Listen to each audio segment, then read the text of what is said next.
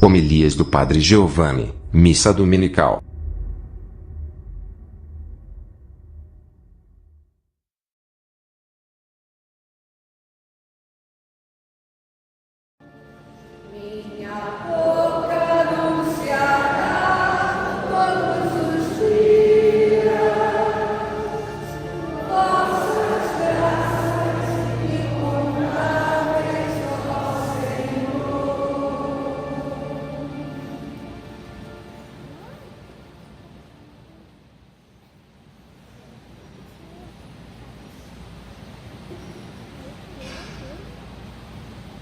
Leitura da primeira carta de São Paulo aos Coríntios.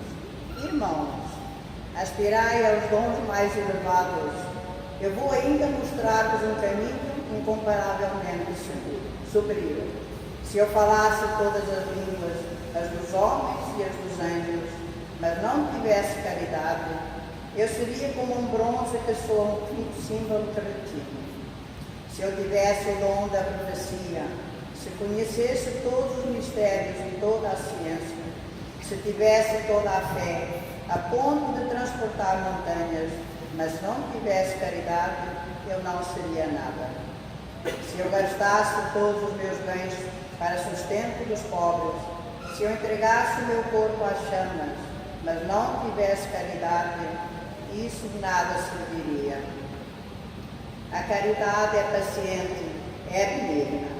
Não é invejosa, não é vaidosa, não é ensoberbecida, não faz nada de inconveniente, não é interesseira, não se polemiza, não guarda rancor, não se alegra com a iniquidade, mas se regozija com a verdade.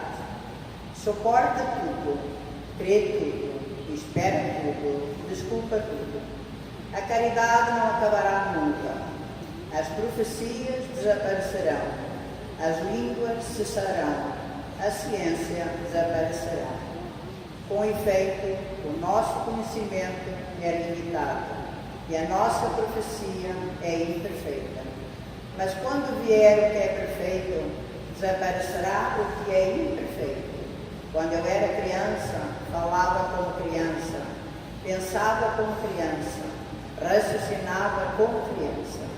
Quando me tornei adulto, rejeitei o que era próprio de criança.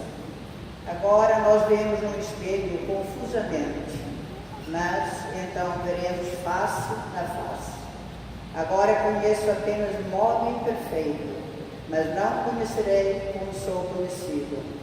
Atualmente pertencem estas três coisas: fé, esperança, caridade. Mas a maior delas é a caridade. Palavra do Senhor.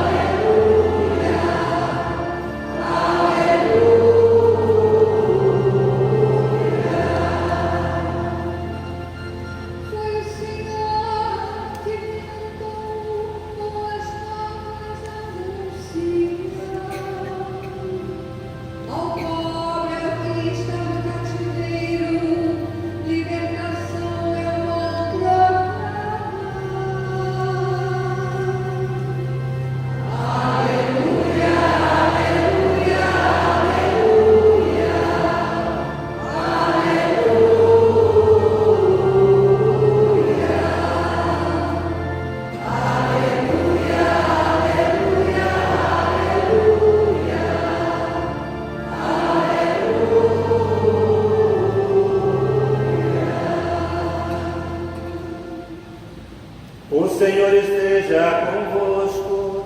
Está dentro de nós. Proclamação do Evangelho de Jesus Cristo, segundo Lucas.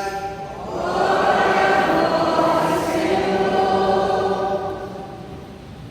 Naquele tempo, estando Jesus na sinagoga, começou a dizer: hoje se cumpriu esta passagem da Escritura que acabastes de ouvir. Todos davam testemunho a seu respeito, admirados com as palavras cheias de encanto que saíam da sua boca. E diziam: não é este o filho de José? Jesus, porém, disse: sem dúvida, vós me repetireis o provérbio: médico, cura-te a ti mesmo, faze também aqui em tua terra tudo o que ouvimos dizer e fizestes em Cafarnaum.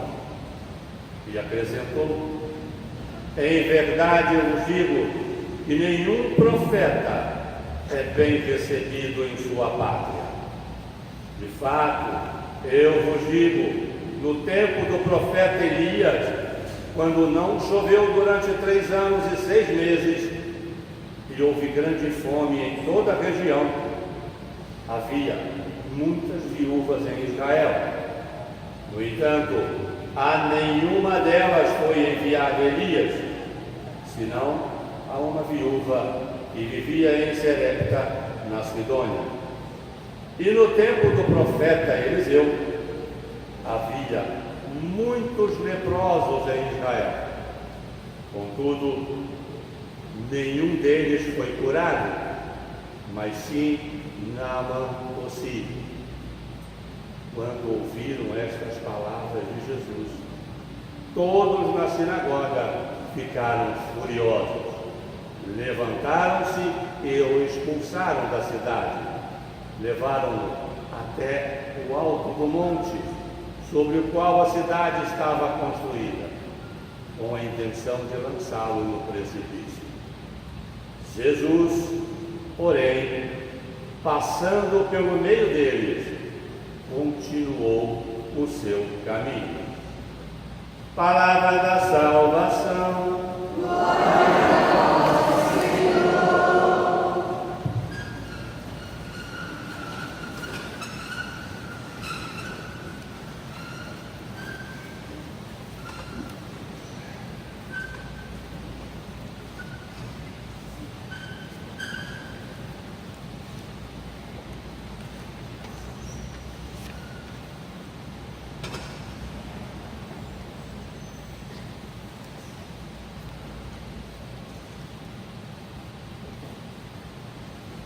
A vocação é um chamado, um convite que Deus faz a quem Ele quer, quando Ele quer e como Ele quer. Deus convida as pessoas a uma vocação específica, em primeiro lugar, uma vocação à santidade.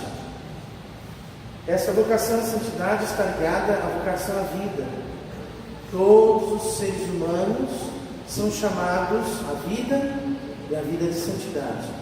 Uma vocação específica e, ao mesmo tempo, uma vocação comum a todos.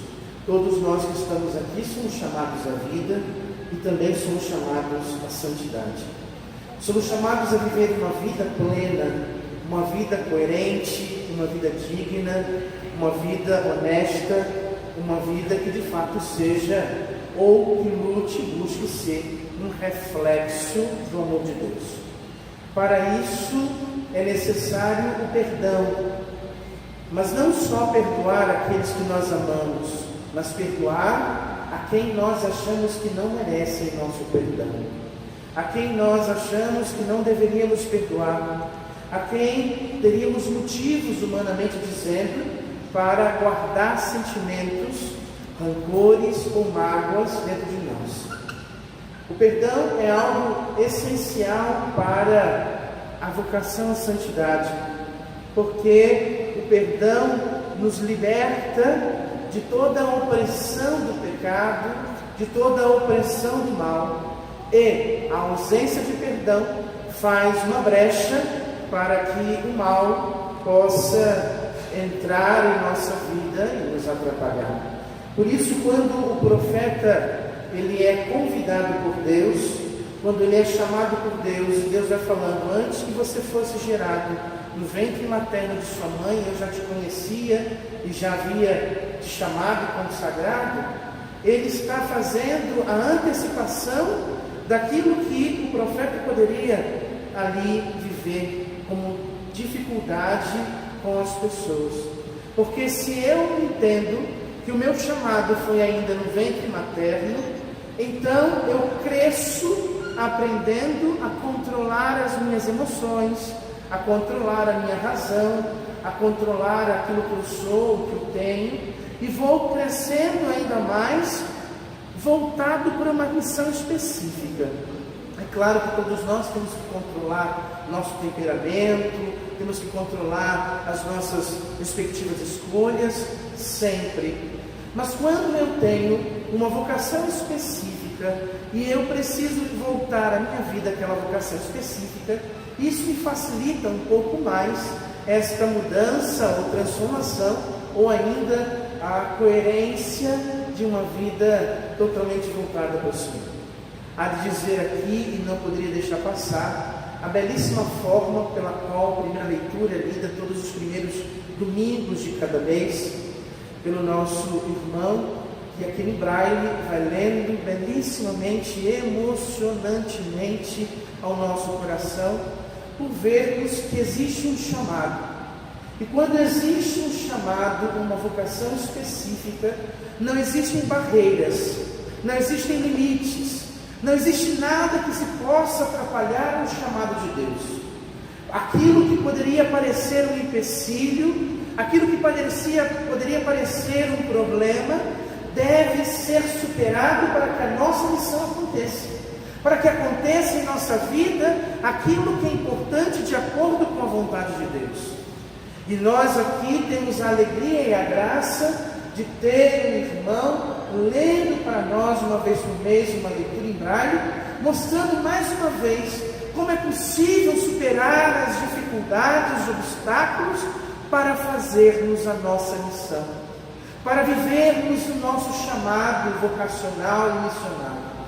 Hoje, toda a igreja do Rio de Janeiro, neste ano, é chamado a um ano vocacional sacerdotal. Trabalhar pelas vocações sacerdotais.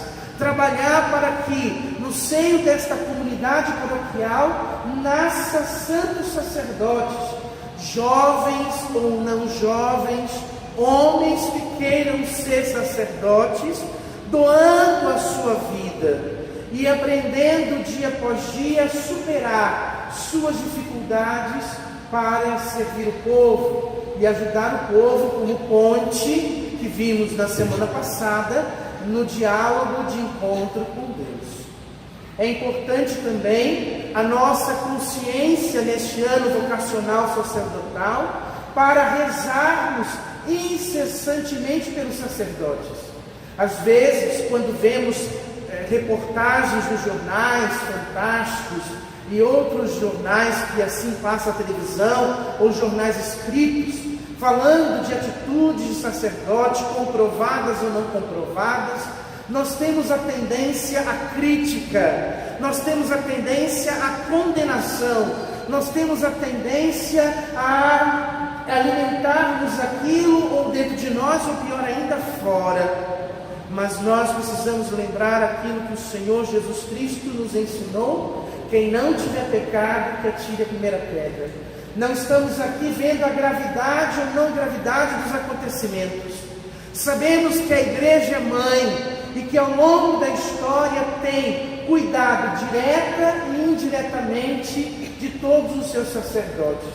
Tem direta e indiretamente investido para o cuidado dos sacerdotes, com comunidades terapêuticas só para sacerdotes, com comunidades de tratamentos psicológicos, psiquiátricos, anti-alcoolismo, tabaquismo e tantas outras coisas só para consagrados, sacerdotes, religiosos e religiosas. Por quê? Porque nós sabemos que o problema do mundo vai invadindo a igreja e que os sacerdotes são homens, que os religiosos são homens, as religiosas mulheres, com dificuldades, com sofrimentos, com marcas da sua história também. Também tem os seus problemas familiares, também tem as suas dificuldades das famílias que foram criadas, de onde vieram, suas estruturas emocionais, psíquicas, muitas vezes também estão comprometidas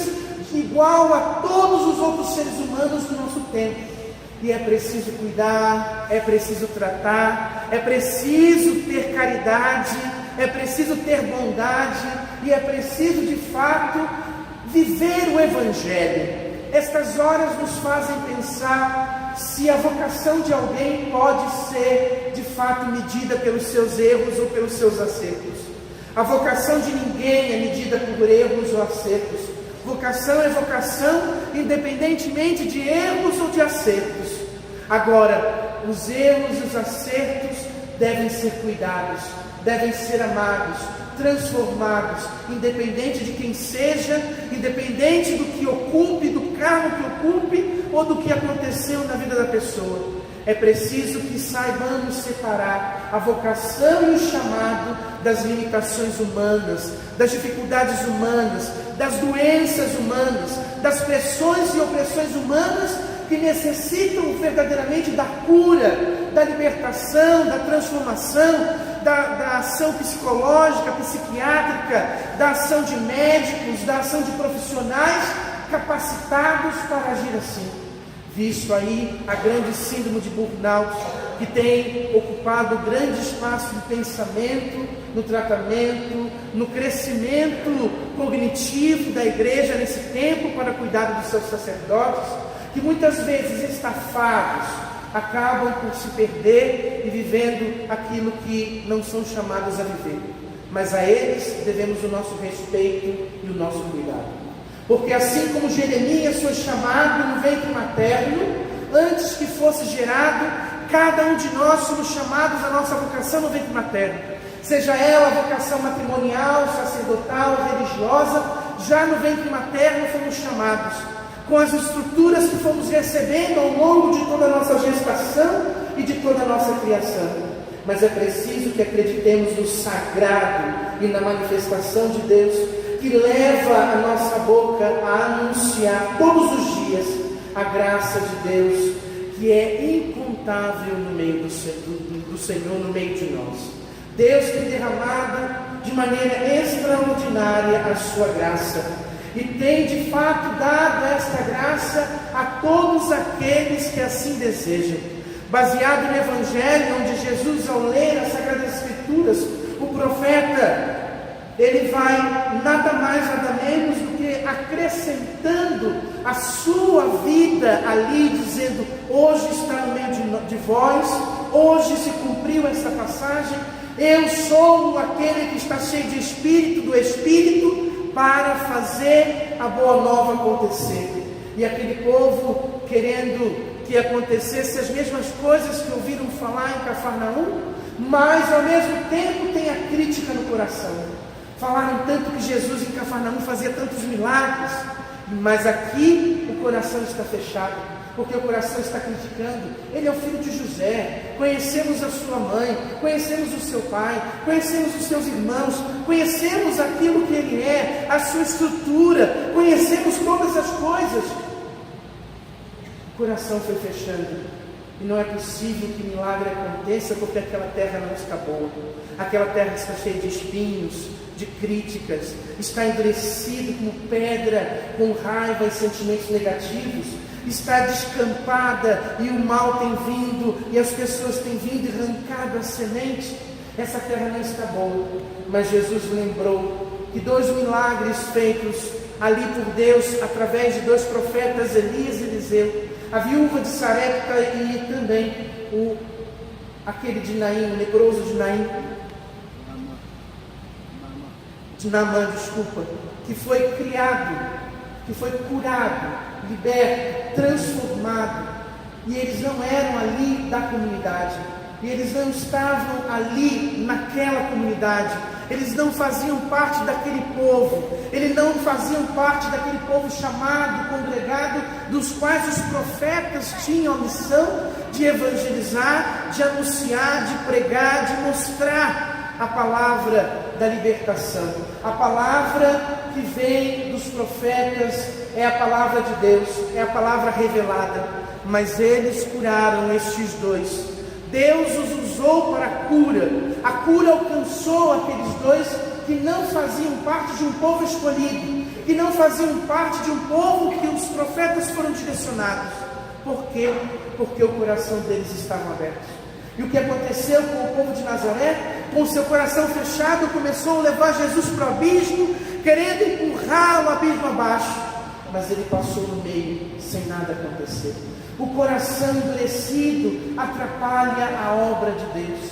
O coração endurecido atrapalha a maravilha de Deus. O coração endurecido atrapalha de fato a manifestação do amor de Deus. E aqueles que estão ali e que vieram com o coração aberto experimentam as maravilhas de Deus. É preciso que nós estejamos com o coração aberto. É preciso que entendamos o mistério da misericórdia, o mistério do amor e do acolhimento.